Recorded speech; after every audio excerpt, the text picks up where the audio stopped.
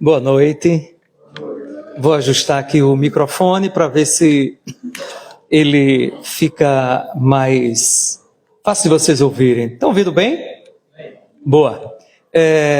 Eu quero agradecer imensamente a pessoa que estava aqui há alguns instantes, nosso querido amigo, irmão Tiago, pelo convite para mais uma vez ir participar, digamos, celebrar de uma festa, porque aqui na cidade de Bezerros, eu me sinto realmente muito bem. Eu já venho ao Centro Espírita Apolo há muitos anos. Inclusive já dormi aqui do lado, não é? Quando se dormia aqui, não é?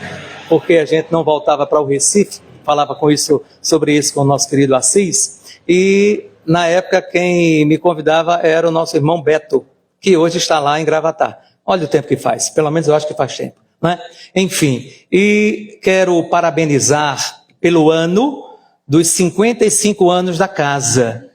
50, né? Eu já estou botando mais 5, que coisa boa. Eu tinha visto 55. Então, o cinquentenário. Então, vamos corrigir, mas mesmo assim é dentro da casa dos 50 anos, com muita dedicação, muito trabalho, não é? Muita renúncia. A gente sabe disso, nós que estamos militando, não é, no movimento espírita há tantos anos, sabemos quanto é prazeroso, mas ao mesmo tempo é digno de muitas vezes de sacrifícios que devemos ter conosco mesmo para levar à frente essa grande empreitada que é conduzir uma casa espírita, que é uma fonte de luz que Jesus acende, e no caso aqui na cidade de Bezerros. Meus parabéns. Bem, o tema Jesus e a parábola da rede, ou Jesus de Nazaré e a parábola da rede.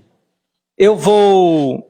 Já coloquei vocês, né, tanto os que estão aqui presentes, quanto os internautas a quem ou aos quais eu me dirijo agora nesse instante, desejando uma boa noite, porque aqui em Bezerros é noite, e desejo muito mesmo que tenham muito proveito, tirem muito proveito dessas palavras que não são minhas, é do Evangelho de Jesus e da doutrina espírita, para nos orientar, nos esclarecer e nos consolar acerca deste tema, que é a transição moral do planeta, ou a transição planetária.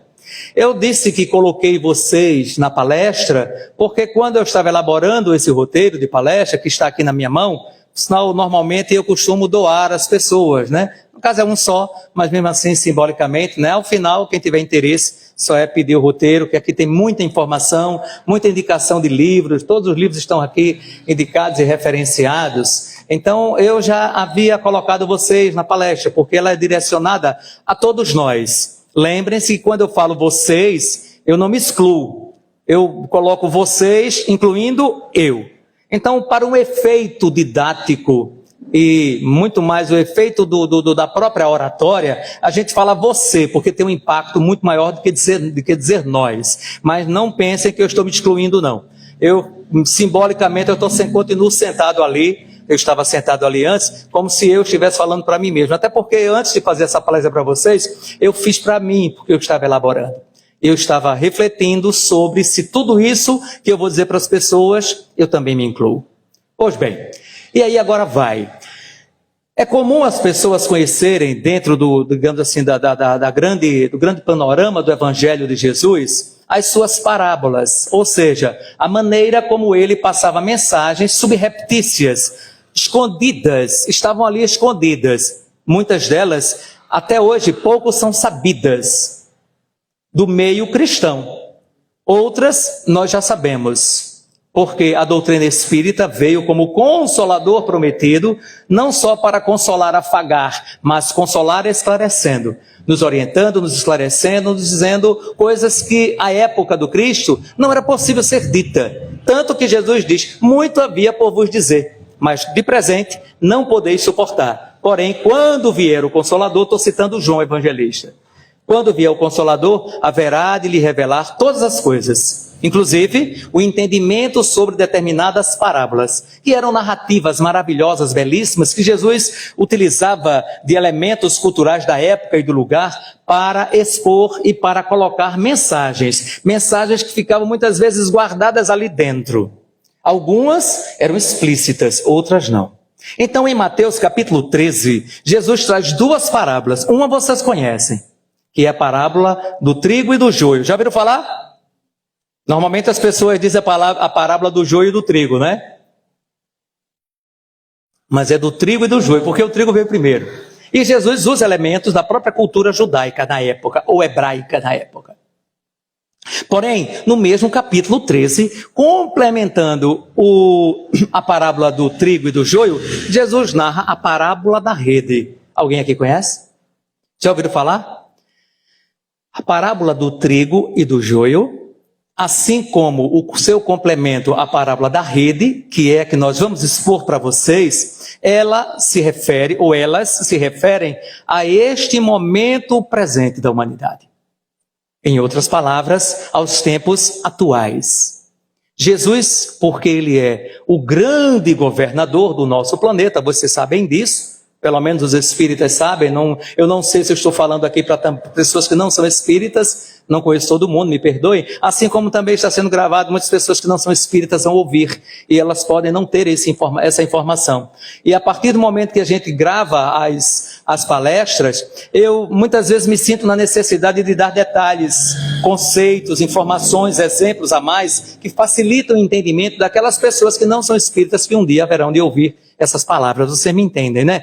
Então me perdoem se eu muitas vezes me tornar muito detalhista, até porque professor, né? Acredito que também tem essa característica. Mas Jesus é o grande governador do planeta Terra. Não há uma única alma vivente na Terra que não tenha vindo aqui sob ou pela permissão de Jesus.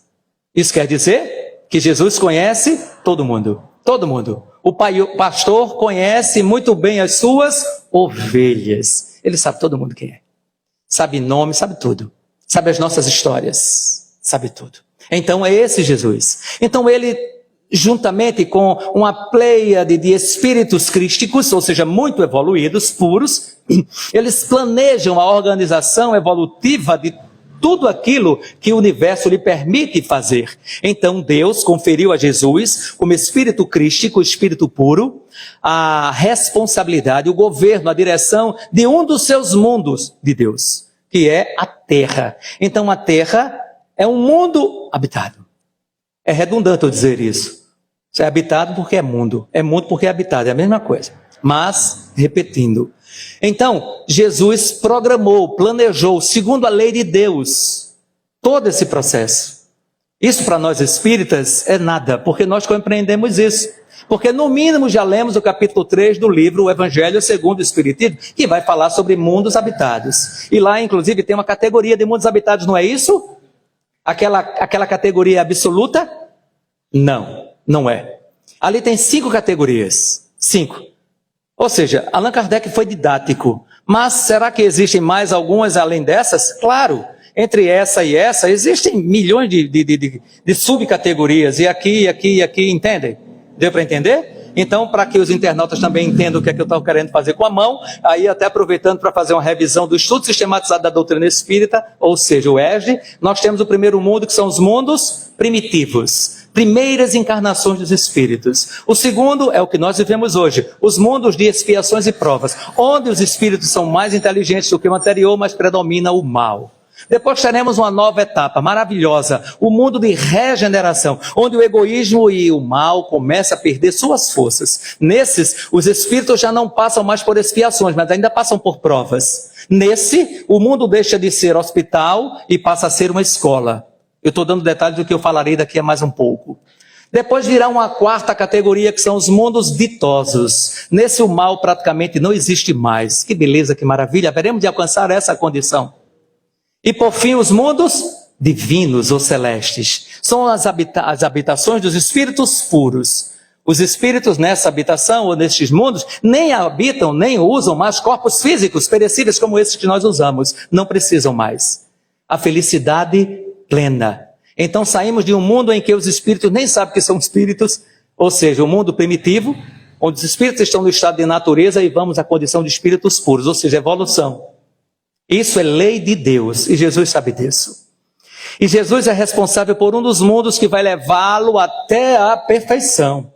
Então, para tanto, é necessário planejamento. Um planejamento muito, reticências a longo prazo. E a Terra, felizmente, maravilhosamente, já cumpriu a sua primeira etapa. A Terra já saiu do mundo a condição de mundo primitivo. A Terra já não é mais do mundo primitivo. Espíritos na condição de mundos primitivos já não habitam mais a Terra. Este nosso mundo não teriam condições.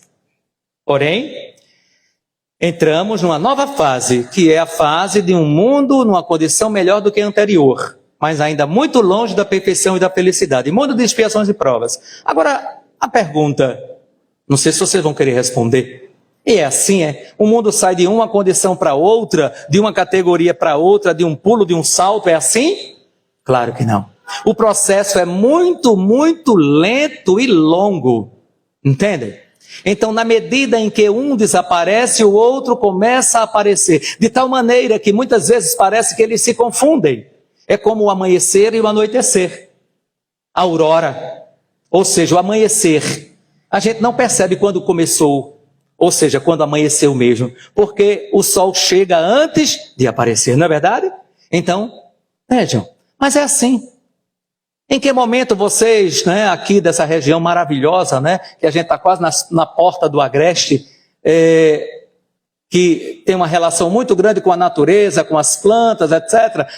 Nosso amigo Assis, que é biólogo, que é agrônomo, que é voltado à planta, se ele tiver lá a sua plantação de manga, e ele acompanhar uma fruta, uma manga, todos os dias ele vai lá e olha, todos os dias ele vai lá e olha. Ele não vai saber o momento em que ela deixou de estar de vez e ficou madura. Não é possível perceber isso, entende? Porque tudo isso é muito lento. Isso passa por um processo que a gente chama de quê? De transição. É uma transição. Eu pergunto aos pais que aqui estão, que têm filhos, em que momento eles percebem que a criança deixou de ser criança e virou adolescente? Entende? Eu quero mais, vou subir mais um degrau, que é a minha condição. Hoje eu tenho 60 anos, fiz esse ano. Mas eu ainda não me sinto idoso, mas eu já tenho carteira de idoso. Entende? Então, em que momento eu me tornei idoso? Eu não sei ainda. Então, veja, em que momento? Então, tem transições que ocorrem na nossa vida e a gente não percebe. Então, a Terra, assim como tudo na vida, ela passa por períodos ou processos de transição. Deus permite isso para que nós possamos nos acomodar. Não é acomodar no sentido negativo, não é nos acostumar acerca dessas condições, dessas situações. A Terra, neste momento hoje, neste longo período para trás e um longo período para frente, entrou num ciclo de conclusão de um período evolutivo. Do mesmo jeito que a Terra já teve sua evolução como mundo primitivo, fechou o ciclo, começou um novo ciclo, mundo de expiações e provas. Ele vai ter que fechar, ele vai ter que acabar. O mundo de expiações e provas vai se acabar. Ou seja, em outras palavras, vou dizer agora de forma muito contundente, o mundo vai se acabar. Eu não estou supondo, eu estou afirmando, o mundo vai se acabar. Agora eu vou fazer uma pergunta para vocês. Estão preparados para isso? Estão? Estão ou não? Eu vou contrariá-los. Vocês estão se preparando. Porque eu não estou dizendo que é a Terra que vai se acabar. É o mundo. São coisas diferentes. São coisas diferentes. Eu vou dar um exemplozinho bem básico, tá? Imagine um terreno. Tem um terreno e alguém construiu uma casa e aquela casa passou muito tempo, pessoas morando ali, e aquela casa foi ficando velha, e as paredes começando a ficar desgastadas, a instalação, o chão, tudo muito feio, muito velho, de tal maneira que aquelas pessoas nem queriam mais morar ali, e elas terminaram saindo. A casa ficou lá, abandonada. Ali está aquele lugar sórdido, ninguém quer mais viver ali. Um dia alguém compra o terreno juntamente com a casa e demole a casa, tira tudo, deixa só o terreno. Lá atrás tinha só o terreno, construíram aquela casa, derrubou e agora construiu uma nova casa. Uma casa maravilhosa, linda, com tudo aquilo que vocês entendem como sendo de melhor. Se nós compararmos a Terra, ora, eu pergunto, O terreno continua ali. O que foi que acabou? Foi o que tinha em cima. Mas a estrutura permanece. Então veja, se alguém vier procurando a casa velha, vai encontrar? Não. Não existe mais. Não existe mais aquela casa velha. O que é que existe no lugar? Uma casa nova. Ou seja, um lugar novo. O que foi que acabou então?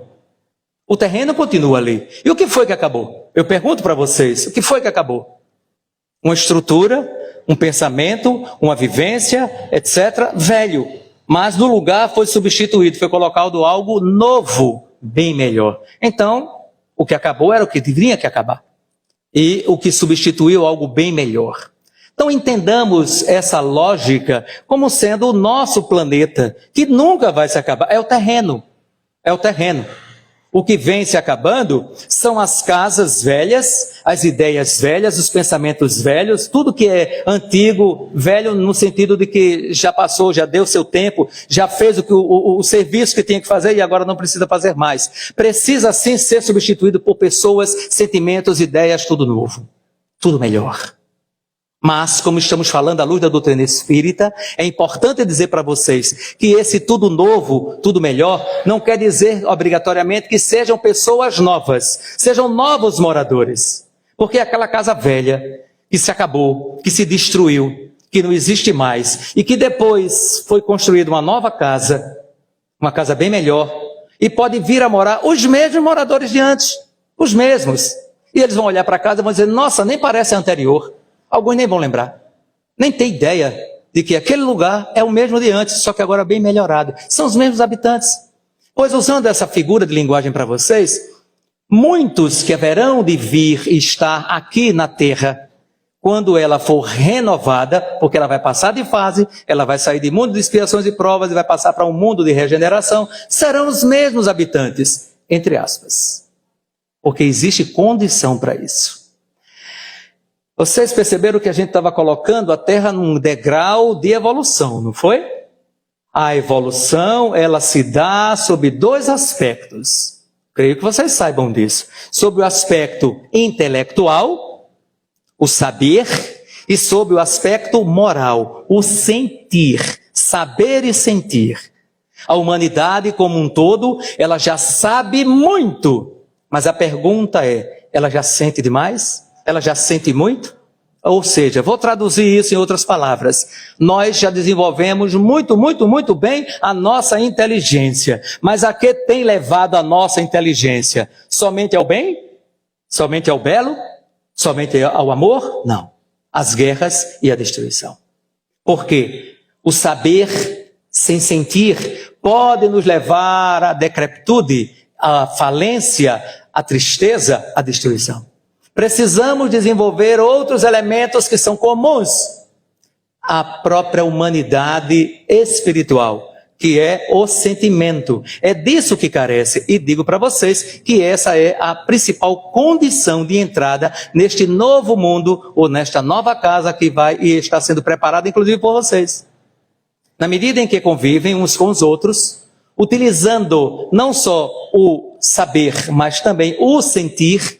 E aí o sentir, eu estou falando sobre sentimento relacionado à emoção, relacionado aos relacionamentos, né? Ou seja, envolvendo os relacionamentos em comum, a amizade, o perdão, a generosidade, o carinho, o cuidado, entendem? Então é tudo isso que vai fazer parte dessa nova estrutura, desses novos moradores que haverão de vir a morar na Terra. Uma terra do futuro será uma terra melhor. Porém, nós estamos fechando um ciclo. A Terra fechou o primeiro ciclo e agora começou um segundo ciclo e está fechando também. Estamos em plena, digamos assim, transição, em pleno período de fechamento de ciclo evolutivo, do segundo ciclo evolutivo. Mas em que isso implica? Qual é a relação que isso tem conosco? Aí agora eu vou mais uma vez voltar para Jesus. Porque Jesus, ele fala sobre isso nessas duas parábolas. Mas não só nessas duas parábolas. O último discurso de Jesus, agora eu vou desafiar vocês, desculpa eu falar desse jeito, é só uma brincadeira. Alguém lembra qual foi o último discurso de Jesus? Qual foi o nome que foi dado? Capítulo 24 de Mateus, sermão profético. Já ouviram falar? terminar aqui a palestra, chegar em casa, pegue a Bíblia, a Bíblia mesmo, e vá lá no sermão profético, ou seja, no capítulo 24 de Mateus, e leia o sermão profético. Lembrando que o sermão profético tem muita figura de linguagem. Não se apeguem à letra, mas o espírito da letra. É muito perigoso nos apegarmos às figuras de linguagens que tanto foi obra de tradução, quanto foram por necessidade. Jesus falou daquele jeito, porque naquele momento as pessoas não poderiam entender. Então ele preferiu esperar para um futuro. Então, mas tem coisas ali que são claras, são muito claras. Jesus vai falar sobre isso, sobre este momento. Então ele vai anunciar que nesse momento, o período de transição, nós teremos conflitos entre nós. E ele começa justamente falando sobre guerras. Ele diz: quando ouvirdes de guerras e rumores de guerra, saibais que chegou o momento, mas ainda não é o fim. Ele diz que haverá falsos cristos e falsos profetas. Ele diz que pai ficará contra filhos e filho contra pai. Numa única família não haverá quem não esteja em aversão ao outro. Não é o mundo de hoje? Vocês não estão vendo? As pessoas estão em dualidade, né? As ideologias, cada um com a sua, não é? Eu quero saber verdadeiramente quem está com a ideologia de Jesus. Mas aí eu não vou falar sobre isso, que isso é perigoso. Enfim, mas cada um que está comprando as suas ideologias e embarcando nas ilusões de certas mentes que estão embarcando para uma outra realidade que a gente fala daqui a pouco. Pois bem, Jesus vai falar sobre isso. E quer saber o que é que ele diz mais? Ele diz assim: e por se multiplicar a maldade, que ele usa o nome iniquidade, o amor de muitos esfriará. Está lá no sermão profético. Mas aí ele diz assim, é lá também que ele diz: vigia e ora, porque não sabeis quando virá o dia. E depois ele completa, diz: mas aquele que perseverar até o fim será salvo. Salvo de quê? Salvo da própria decepção de perceber que optou pela coisa errada, pelo caminho errado. Porque não optou pelo bem, pelo belo, pelo amor, pela caridade, por amar o próximo como a si mesmo, como ele recomendou durante os 3 anos de vida pública com todos nós. Então Jesus também vai falar sobre isso. Assim como também Jesus permite que um dos seus evangelistas, vocês sabem disso, que estava preso na ilha de Patmos, sob o Império Romano, ao qual já me referi aqui, João Evangelista, que por sinal foi o único que morreu de morte morrida. Vocês entendem isso, né? Porque o resto tudo foi de morte matada. Ele foi de morte morrida. Morreu aos 90 e tantos anos. Igual a mim. Não, é o que eu quero, estou dizendo. Não é que eu vá morrer, que eu sei que... Enfim. Então, João Evangelista vai escrever o Apocalipse. Lembram disso? E qual é a ideia que a gente tem de Apocalipse? A de quê? De destruição. Toda vez que se passa filme na televisão, a ideia é de destruição, não é isso, Thiago? Destruição. Tanto é que filme Apocalipse, você sabe que é destruição. Apocalipse não é destruição. Nunca foi. Apocalipse quer dizer revelação. Revelação. E João ali, ele faz uma revelação. João, na verdade, faz um resumo, desde a sua época até a época de hoje, sobre como a humanidade vai se comportar até a chegada desse momento de grande transformação moral do planeta. E aí, nos sentidos figurados, que vocês vão entender, está lá a besta do Apocalipse, os 7 cavaleiros, etc., das cores, etc. Está tudo lá, tudo no sentido figurado. Enfim, a doutrina espírita veio com essa responsabilidade. Não como quem está querendo ser soberbo, não. Nós viemos como uma sequência do processo da evolução do pensamento religioso que começou desde as eras primitivas. Então, a doutrina espírita, ela é um pensamento. Ela é um pensamento que se materializa em nós. Na verdade, a doutrina espírita é uma filosofia. Ela não é religião por religião. Nós é que transformamos em religião. Porque para nós ficou mais fácil assim. Porque o Brasil é um país católico e o sincretismo religioso foi facilitado. Até porque a doutrina espírita foi, digamos assim, gerenciada por católicos. Vocês sabem, os padres católicos, né? Então, vocês estão ouvindo aqui um deles. É sério, eu já fui padre católico na outra encarnação, né? E quero até homenagear aqui o padre Apolo, né? Que deve ter convivido comigo no passado. Só que ele foi e eu fiquei, por isso que eu estou aqui ainda fazendo palestra. Enfim, então, foi muito mais fácil para a doutrina espírita no Brasil se expandir, porque esse componente do catolicismo ajudou, agregou. Só que até certo ponto. Depois a gente se separa. Porque o espiritismo, ele não é religião por religião, ele é filosofia. Então essa filosofia que haverá de povoar as mentes mais prodigiosas que estão vindo e que virão, e que vão compreender, vão perceber essa grande realidade que haverá de vir para este mundo de regeneração. Então essas mentes, elas vão entender facilmente acerca daquilo que a doutrina espírita vem dizendo desde 1857, quando Allan Kardec lança o Livro dos Espíritos. Então é bom que nós entendamos isso. Mas, agora colocando vocês, inclusive eu vou fazer algo, digamos assim, né, que vocês talvez se sintam confortáveis, porque eu não sei, vocês gostam de peixe? Comem peixe com frequência? Dizem que quem come peixe é peixe, não é? Peixe tu come peixe? No mar, peixe tu come peixe? Embora fora do mar, quem come peixe é peixe, ou não? É só uma brincadeira, claro que vocês não são peixe, né? Eu também não sou, mas parece que somos. Para Jesus parece que somos. Porque na parábola da rede nós somos comparados a peixes. É isso que eu quero colocar. E aí eu já vou me antecipar dizendo para vocês, na verdade não é nem dizendo, é provocando vocês. Eu vou fazer uma pergunta e fique à vontade para não entenderem, porque não vou entender de momento. Mas isso é bom de vez em quando. Que tipo de peixes vocês são? Como assim? Eu nem peixe sou? Não é? Eu vou dizer de novo. Agora eu vou acrescentar agora o adjetivo. Que tipo de peixes vocês são? Peixes bons ou peixes ruins? Complicou um pouquinho, não foi? Vocês vão entender. Jesus, na parábola da rede, porém eu vou puxar um pouquinho, porque antes da rede tem a parábola do trigo e do joio. E na parábola do trigo e do joio, Jesus vai falar algo que na época foi incompreensível, creio eu. Creio que alguns pastores, que padres, ou seja, os exegetas, os grandes teólogos, eles interpretam, eles entendem, compreendem muito bem essa mensagem de Jesus e isso está muito bom. Mas nós da doutrina espírita também pedimos licença para dar a nossa interpretação, porque nós já temos. E o que diz a parábola do trigo e do joio? Vamos falar sobre ela, porque ela vai subsidiar a parábola da rede.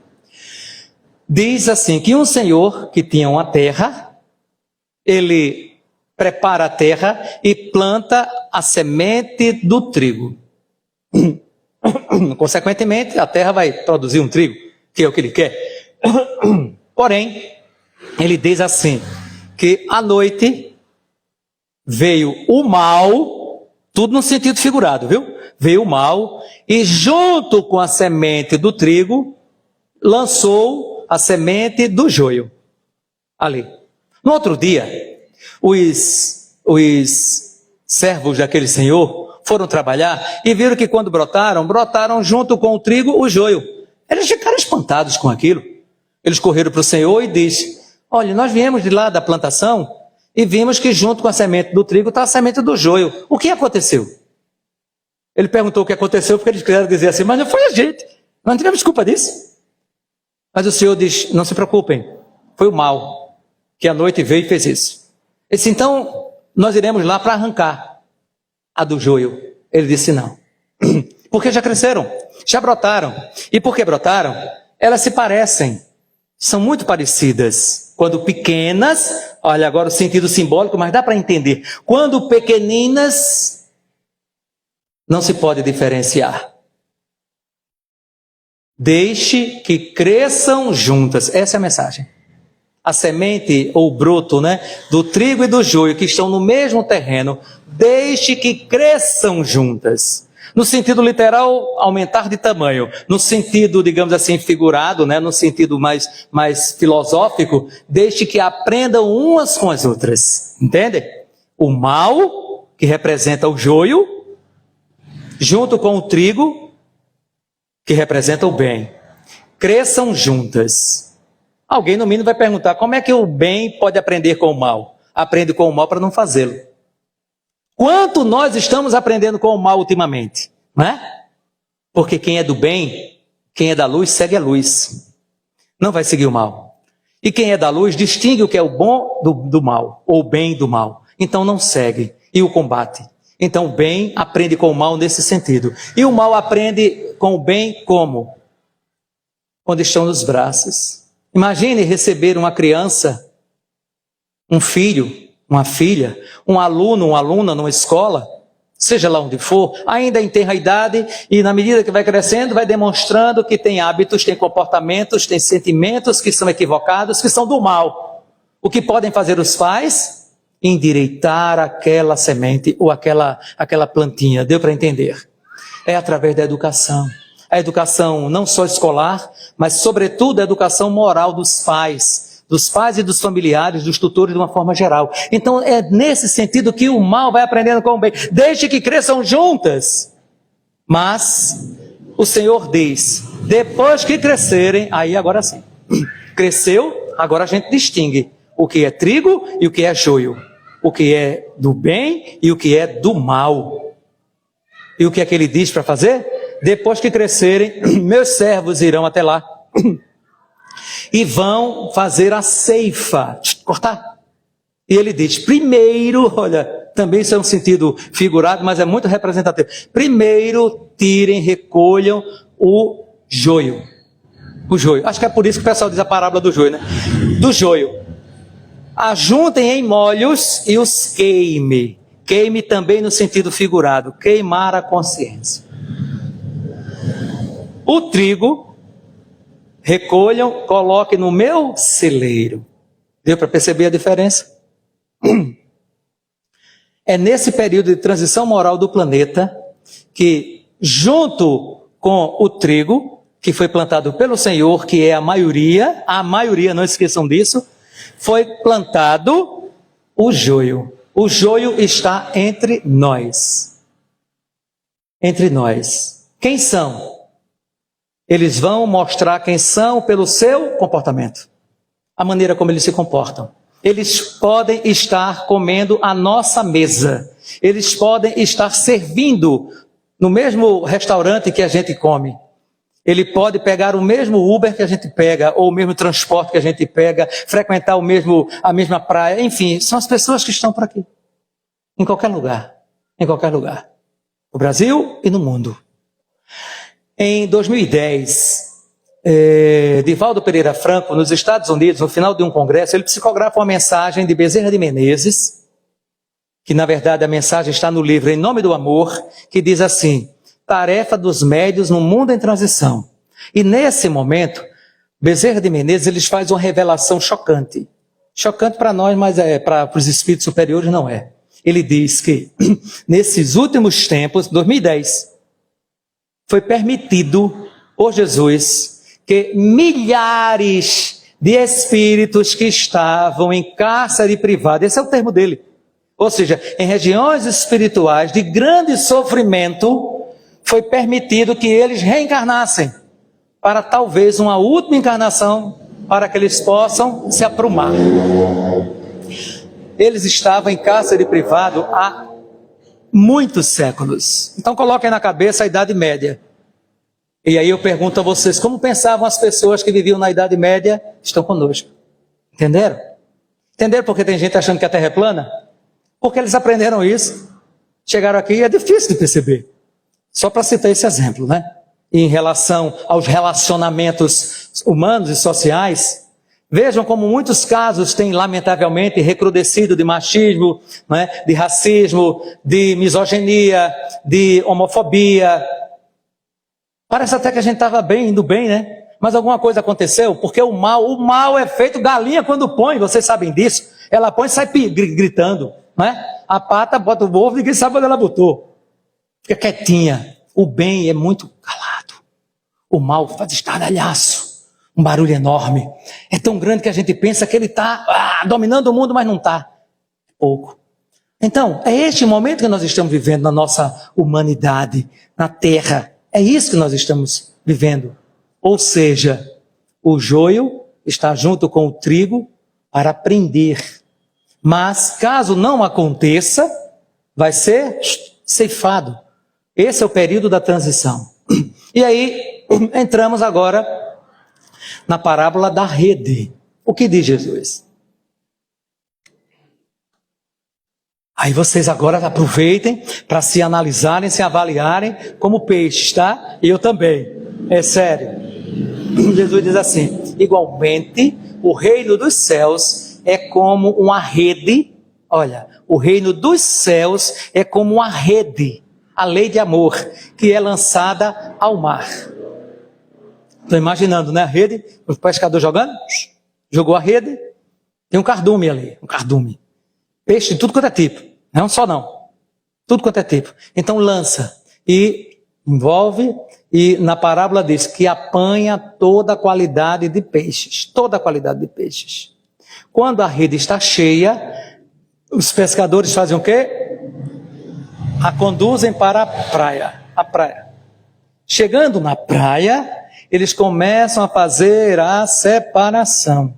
Ou seja, os peixes bons, eles colocam nos cestos. É bom? É bom? Vai servir para alimento? Ou para alguma outra utilidade? Os peixes ruins, porém, serão jogados fora. É isso que diz a parábola. E aí eu vou convidar Jesus para dizer para vocês o que é que ele diz sobre esse período agora, que é o período de transição moral do planeta. Jesus, aqui está o recado. O recado da parábola do trigo e do joio foi: deixe que cresçam juntas. Juntos, né? No caso, o trigo e o joio. Agora vem a mensagem de Jesus sobre a parábola da rede. Jesus diz assim: assim será na consumação dos séculos. O que é consumação dos séculos? Fim no período evolutivo do planeta Terra, no nosso caso. Então, no fim do período evolutivo, o que é que vai acontecer? Uma separação. Por quê? Vamos saber. Virão os anjos, que é no sentido figurado, mas se vocês quiserem podem entender como anjo, não tem problema, e separarão os maus dos justos e os lançarão na fogueira, os maus. Ali haverá pranto e ranger de dentes. É isso que vai acontecer. Foi dado, porque tudo tem um período, minhas irmãs e meus irmãos, tudo obedece a um ciclo. Então Deus permitiu que Jesus, com toda a sua misericórdia, desse um tempo para que as almas encarnadas neste mundo pudessem se redimir, evoluir, se recuperar, enfim. Porém, chegado o momento em que a Terra atinge o ponto em que não tem mais como, então aqueles que são renitentes no mal não poderão mais ficar. Vamos dar um exemplo? Mudar um pouquinho? Imagine uma escola básica, né? Escola do ensino fundamental. Vai até o 9º ano. Hoje é assim, né? Vai até o 9º ano, tá bem? O que acontece? O diretor chegou na escola e disse assim: olha, eu tenho um aviso para dar para vocês. A partir do próximo ano não vai ter mais ensino fundamental, só vai ter ensino médio. Eu disse: e agora? Não se preocupem não. Quem está no 6º ano, que é 6º, 7º, 8º e 9º, quem está nesses anos vai continuar. A gente não vai oferecer mais. Então o ano que vem não vai ter mais 6º ano para ninguém. Então quem está no 6º ano aqui, no ano que vem vai passar para o 7º e não vai ter mais o 6º. Entenderam? No ano seguinte, o 7º vai passar para o 8º, não vai ter mais o 7º. Estão entendendo? O 8º passa para o 9º, não vai ter mais o 8º. E assim vai. De modo que quando todo mundo chegar no 9º, passa para o ensino médio e acabou o ensino fundamental. Não tem mais. É isso que está acontecendo com a Terra. Entenderam? Ficou mais fácil agora? Então essa transição é esse ano que está passando, e que na medida que está passando, quem está desencarnando, ele próprio fará a autoaferição de valores morais. Não é aquele que sabe. Lembra que eu falei no começo? Não é aquele que sabe, é aquele que ama. É aquele que ama. Porque Jesus, ele nos disse, ele resumiu a Bíblia toda numa única expressão. Foi o que ele disse: amar a Deus sobre todas as coisas, e o outro, ou ao próximo, como a ti mesmo. Aí está toda a lei e os profetas, ou seja, todo o universo está aí. Está resumido numa única palavra de 4 letras: amor. Amar. Então, entre amar e saber, escolha amar. Entre ter razão e amar, escolha amar. Essa é a grande mensagem. Ninguém está impedido de saber. saibamos para racionalizar o nosso amor, para saber como compreender o coração do outro. Então, o amor, quando ele está alicerçado no substrato, tem a inteligência, a razão. Esse amor, ele é racional, ele é mais consciente. É um amor que espera, que ama de forma desprendida, como disse Paulo de Tarso na sua grande e maravilhosa carta aos Coríntios. Então é aquele amor que é sereno, é calmo, é tranquilo, porque sabe como esperar, porque entende todas essas coisas. Então, entre saber e amar, optemos pelo amar. Então essa é a grande divisão que se fará. Aqueles que serão progredidos, digamos assim, do ensino fundamental para o ensino médio, no caso que eu estou colocando aqui, não são aqueles que mais sabem, são aqueles que mais amam. É nesse sentido. Então essa é a grande mensagem que a doutrina espírita nos traz, nesse período de transição moral do planeta, um momento em que nós estamos vivenciando e cuja humanidade, de uma forma geral, não sabe disso, e nós espíritas sabemos. E aí entra Jesus mais uma vez, quando diz: aquele a quem mais é dado, mais será cobrado. Então de nós será cobrado mais. Então que nós compreendamos isso, que nós entendamos isso. Então, eu digo para vocês, como eu tinha dito no começo, o mundo vai se acabar. Vai sim. Mas que mundo é esse que vai se acabar? É o mundo da maldade, é o mundo da guerra, é o mundo do egoísmo, é o mundo da vaidade, é o mundo dos vícios, o mundo do ódio, o mundo da paixão, o mundo da inveja. Esse mundo, com pessoas que têm esse pensamento, esse sentimento, tudo vai ficar para trás. Eles não vão continuar, eles não vão passar para uma outra. Porque se eles se tornarem renitentes, recrudescentes nesses comportamentos, eles próprios estão se autoaferindo, como dizendo assim: eu não quero permanecer neste mundo novo que virá. Ou seja, o mundo de regeneração que virá não será para os maus, serão para os justos. E quem disse isso, mais uma vez, foi Jesus, lá no Sermão do Monte, quando ele disse assim: bem-aventurados aqueles que forem brandos e pacíficos, porque herdarão a terra. Então essa é a grande mensagem da doutrina espírita. Que nós saibamos muito, mas amemos muito mais. Compreendamos a importância deste amor nas nossas relações. Não nos isolemos do mundo. Não, isso não é remédio, isso não é solução. Porque nós estamos confinados na questão 132 do Livro dos Espíritos. Allan Kardec pergunta isso aos espíritos superiores. Se é uma necessidade a vida em sociedade. E os espíritos, na questão 766, desculpe-me, e os espíritos respondem: sim, Deus não deu ao ser humano a fala e todos os outros sentidos em vão. É sim para a vida de relação. Então é no meio da sociedade, é convivendo com as pessoas. É o trigo convivendo com o joio. É o peixe bom convivendo com o peixe ruim no mesmo mar. Sabendo suportar, entendendo, buscando ajudá-lo, ampará-lo, para que ele, quem sabe, ele se transforme, ele se converta de dentro para fora, ele queira se transformar num peixe bom. E eu digo para vocês, minhas irmãs e meus irmãos, neste momento é com quem mais Jesus está contando para salvar os peixes ruins. São os peixes bons. Jesus está contando com cada um de nós. Se assim nos sentimos peixes bons, ou se estamos nos convertendo em peixes bons, que não desistamos dessa bondade que já, brotou dentro de nós, no nosso sentimento, no nosso coração. Continuemos insistindo, perseveremos até o fim, como disse Jesus, porque aquele que perseverar até o fim será salvo, mas não só será salvo, salvará muitos também. Esse é o grande desejo de Jesus. Essa nossa parábola da rede, que fala sobre esse momento atual, em parte vai falar sobre isso, e todos nós estamos convidados com Jesus nesta grande transformação, o que é maravilhoso, porque estamos servindo a Ele. Que Deus nos abençoe, muita paz, e até uma próxima oportunidade.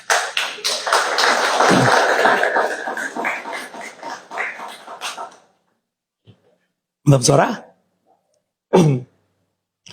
Querido amigo, irmão Jesus de Nazaré, a Ti agradecemos, Senhor, por essa maravilhosa oportunidade de refletir sobre esse momento tão dramático, tão grave da história da humanidade, a história evolutiva da humanidade. Eu sei, Senhor, que está esperando muito, muito, muito de nós. Possamos dar o nosso melhor para Ti, perdoando, amando, compreendendo, sendo generoso com aqueles que não são. Porque Tu disseste, Senhor, que não viestes para os sãos, viestes para os doentes. E se nós, em algum momento, nos sentimos um pouco melhores das nossas grandes enfermidades, viramos os vossos instrumentos, como se fôssemos pequeninos enfermeiros do Teu amor, para também ajudar aqueles a curar as suas feridas. E as feridas mais fáceis de curar são as feridas do corpo. As que levam o maior desafio são as feridas da alma. E são essas, Senhor, que Tu nos convidas a ajudar a humanidade a se curar também. Possamos ser Teus bons e dóceis instrumentos para tudo isso. Que nós possamos continuar contigo, porque sabemos que até o fim e para sempre continuarás conosco. Em nome de Deus. E é em Teu nome, e em nome de Deus, que encerramos não só a palestra, mas a reunião pública do Centro Espírita Apolo, aqui em Bezerros, nesta noite. Muita paz para todos.